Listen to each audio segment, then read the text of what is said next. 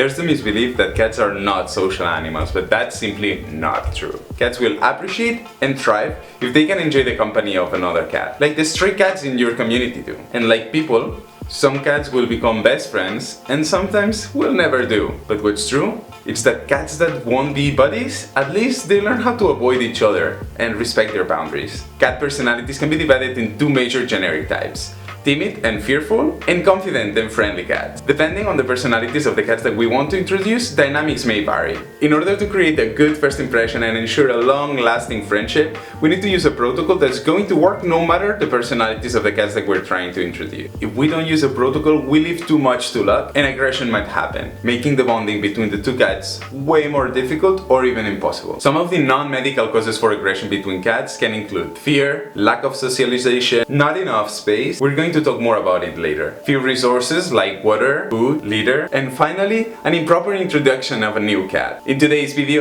I want to share with you how to identify your cat's personalities as well as providing a protocol that's going to help you in the case that you want to introduce your cat to other cats or you bring a newcomer home. If you're a new cat mom or a new cat dad, or even if you've had a cat for a while and you're looking for a fresh start, consider subscribing. I'm going to be uploading weekly content with tips and tricks to improve your cat life and do more with your cat.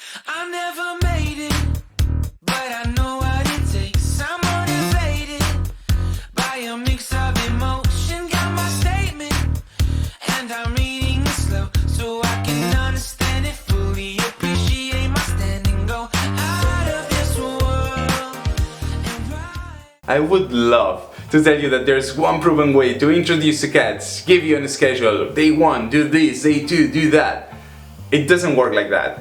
Every cat is different, every interaction and every dynamic is going to differ, so most of the times we're going to have to play it by ear. The process that will ensure the quickest and safest cat-to-cat introduction goes as follows: scent sharing, creating a place of comfort, scent coexistence, visual contact, and finally, get together. Each one of these steps is going to take a different amount of time depending the couple that we're trying to introduce, from several hours to days. The objective is to move forward as far as there's no tension. With every step we create positive reinforcement through our cat's motivators: pets, food, and play. If fear, hissing, aggression show up, we're going to move one step back until a more relaxed and comfortable mood is established again. And here's the trick: if you can supervise this process closely, you're going to be able to go more back and forth and accelerate the process with it. Every cat introduction is unique, so I would recommend you to not have preset expectations, but anything between 2 and 10 days is considered normal for two cats introduction. Despite the bond, it's not going to show up after later on. I've introduced Mia to 4 friends' cats already.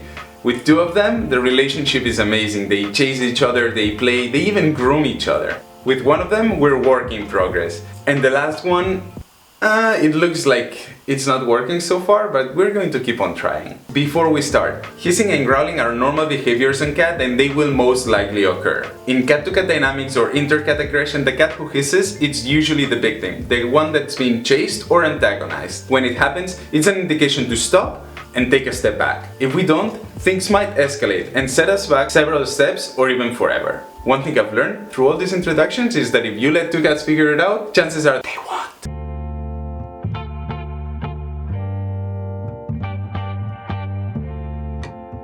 Let's put names to things. In the case that we're introducing cats indoors, we're going to have 2 different roles. Resident cat, it's the cat that belongs to the territory, the one that has all the soft surfaces impregnated with their smell. The resident cat, it's characterized by being territorial, protective, and dominant. On the other hand, we have the incoming cat, which is the cat that's new to the territory. They have no place of comfort and everything is impregnated with another cat's smell. They are characterized by being curious, unsafe, uncomfortable, and sometimes even overwhelmed. When introducing cats outdoors, the story is different. Both cats are going to be non-dominant and the dynamics are going to define which cat is dominant and which cat is not. In today's tutorial, I want to focus on cat-to-cat introductions happening in an indoor environment with a resident cat and an incoming cat. I'm super curious, what kind of cat introduction are you planning on doing? And why did you decide to do it? Leave it in the comments, I would love to know what brought you to this video.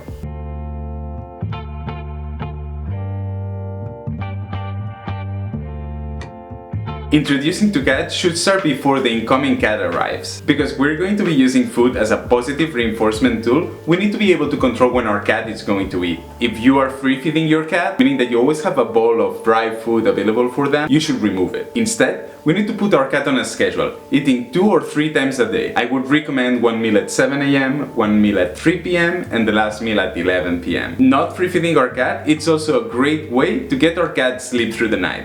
If you're curious about it, if you want to know more about it, you can check out this YouTube video where I explain how can you train your cat to sleep through the night. By quitting free feeding, we are also going to increase the value of the food, and therefore, the positive reinforcement is going to be stronger. The second thing we want to do before the incoming cat arrives at our place is preparing a room for them to be in. This room or area is going to become their place of comfort, their sanctuary. In the case that we're introducing a recently adopted cat, it's important that we visit the pet supply store before the cat arrives home. The cat doesn't know us yet and they are generally overwhelmed, so preventing the cat going to the pet supply with us, it's going to make them a favor. To set up their place of comfort or their sanctuary, you're going to need 5 things. A soft surface or blanket that they have already impregnated with their own smell, a litter box and some litter, some self-playing toys so that they can entertain themselves, such as mice or balls that they can chase around. And do not worry if they don't play at the beginning, the surroundings are way more interesting than the toys that they have on the floor. And finally, a water bowl and a food bowl. The last thing that we can do before the newcomer gets home is scent sharing. There are 2 good ways to do it. The first one, swap soft tissue toys between the cats. Those that can absorb smells. This is going to help them link the other cat's smell with a positive experience, such as playtime. The second one, it's petting the incoming cat after having pet the resident cat, and vice versa. If you're liking the video and you're finding it interesting, please hit the like button. It really helps me reach more people by telling them that this content might be worth watching.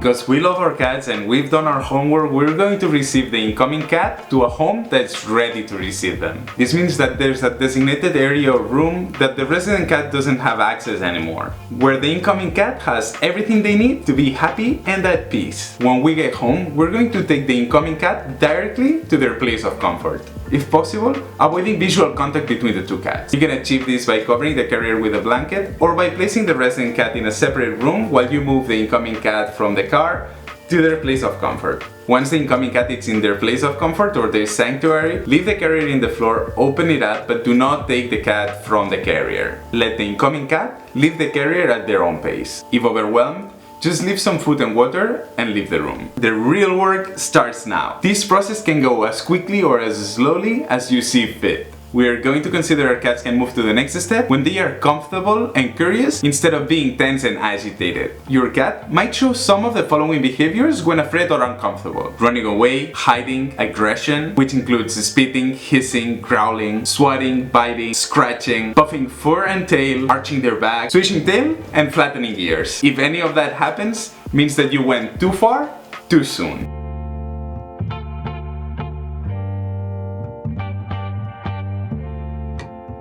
Keeping our cats separate while working on creating a positive association with the other cat's smell, it's the very first step towards success.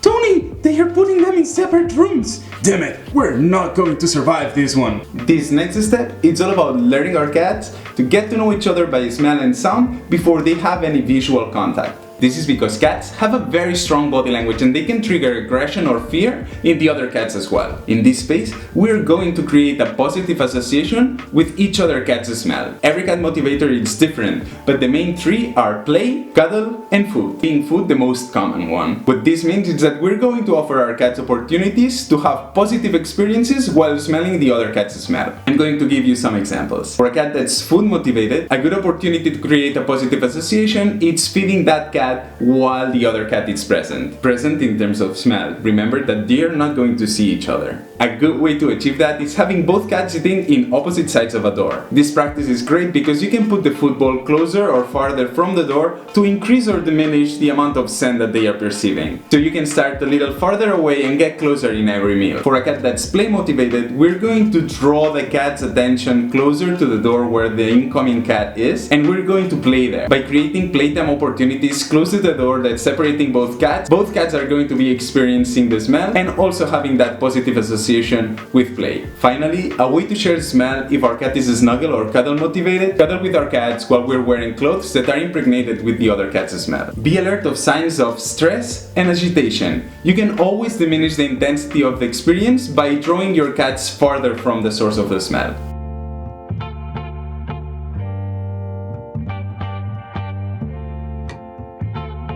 Allowing partial visual content, it's going to fill some of their curiosity without allowing them to see full body expressions that are going to transmit body language and might trigger aggression or fear. For this, I like using a slightly open door with one cat in each side. There might be some hissing or growling and that's okay, but be alert for signs of aggression or fear, and if that happens, close the door and go to the previous step, where they can smell but not see each other. Feeding our cats together might be a good way to create a bond, as it is for many animals, but it can also make them fearful that their food might be under threat. Start by putting down the resident's food bowl first, because failing to do so might put the resident cat in territorial mode. Also, feed them at a distance when they feel comfortable and relaxed. How do you know if your cat is comfortable eating? Well, that's an easy one. Eyes down in the food versus eyes up, controlling the other cat. Intermittent eating and going away versus finishing the bowl. Alert and scary versus being laying down or with the tail up while eating. If the eating phase is successful, we can start thinking about letting them interact, because interacting with a full stomach usually leads to better experiences. So it's a good idea to do it after a meal with visual contact.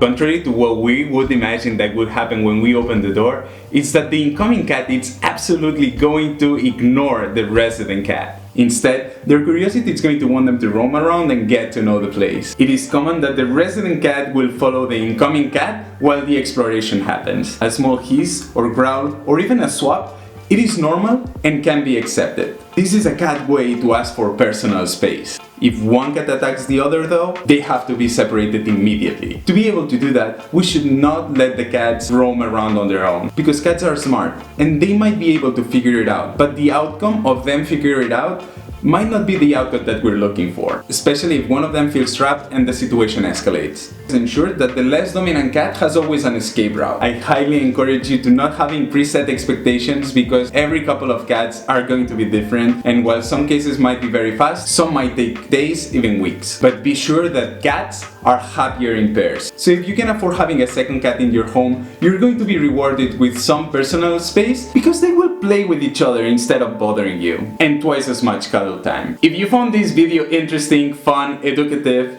and you haven't subscribed yet, consider subscribing. I am going to be uploading new content on a weekly basis on how to improve your cat life and do more with your cat. Thank you for joining me today, and happy cat introductions. See you soon.